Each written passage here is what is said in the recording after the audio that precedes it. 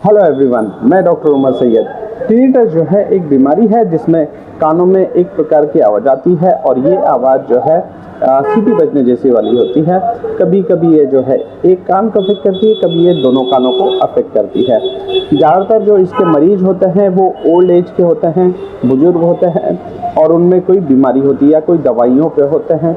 तो इस तरह की अगर कोई मरीज परेशान है जिनको कानों में आवाज़ आती है तो वो कुछ होम्योपैथिक दवाइयों का इस्तेमाल करके इस बीमारी में आपको चिनिपोडियम 200 और चिनिनम सल्फ 200 ये दोनों ही पोटेंसी में आपको यूज़ करना है।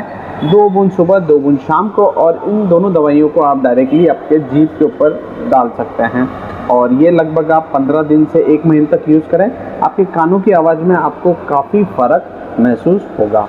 और ऐसे ही वीडियो को देखने के लिए सब्सक्राइब करें मेरे